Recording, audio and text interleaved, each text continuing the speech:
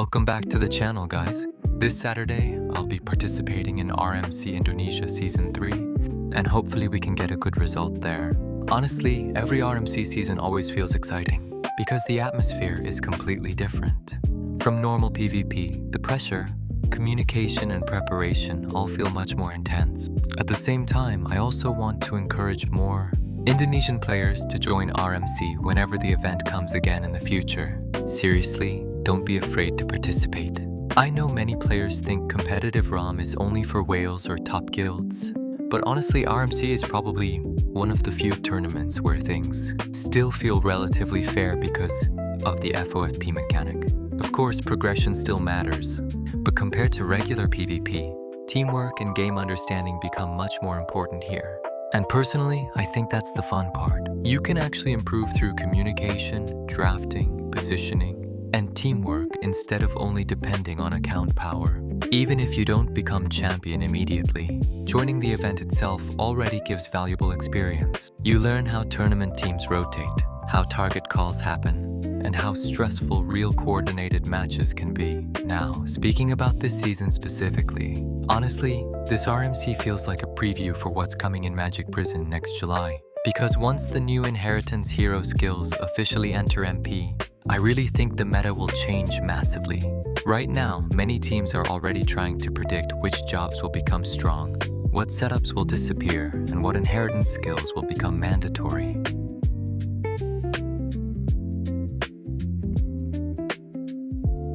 And from my perspective, next season might finally become the end of the Elinia era. For a very long time, Elinia has been one of the most dominant jobs in ROM PvP, especially when paired with Uber strategies. Entire lineups were built around enabling that playstyle, but now several new inheritance skills directly counter it. The biggest one is probably Dolan Trick. This skill can dismount targets and bypass passive anti-death effects, which is extremely dangerous for Elinia compositions. Previously, Uber setups could survive burst moments quite safely, but now that safety becomes much less reliable. And the scary part is, I think many players will use this inheritance skill. Imagine fighting a team where multiple members can disable your Uber setup at any moment. Then we also have Defending Aura 2, which gives extremely strong protection against long-range physical attacks, one of Elinia's main damage sources. So overall, I really think we're approaching a major turning point for ROM PvP. Now, does this mean Elinia becomes completely useless? Honestly, no. I still think strong players can make it work, especially with good coordination and support. You can still combine it with AIS Uber setups, remove buff support, and proper communication. But compared to before, the execution requirement becomes much harder. Previously, Elinia compositions could pressure teams very consistently because the job itself was incredibly dominant.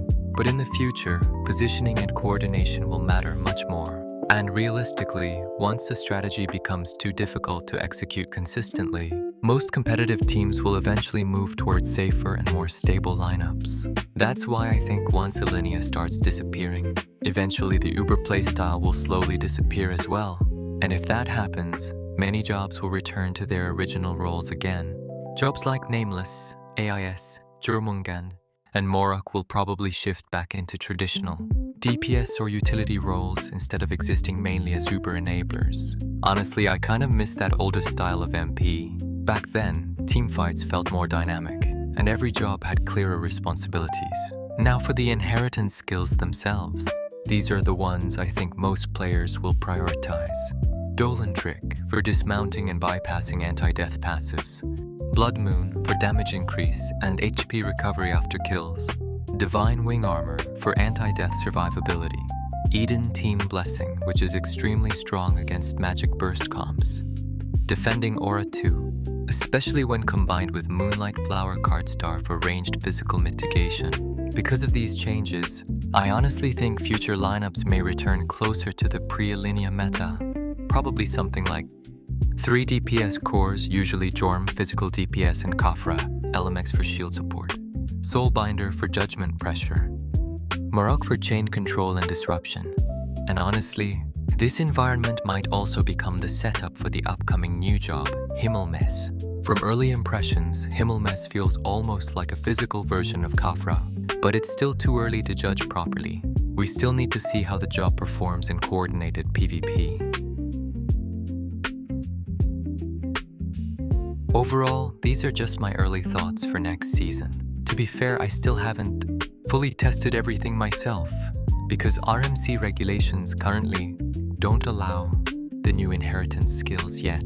So a lot of this is still theory crafting for now, and honestly, after RMC, I also need to think seriously about my future in ROM, whether I still want to continue competing seriously or maybe slowly start stepping away from competitive play. Still trying to figure that out. Anyway, thank you guys as always for supporting the channel. See you in the next video.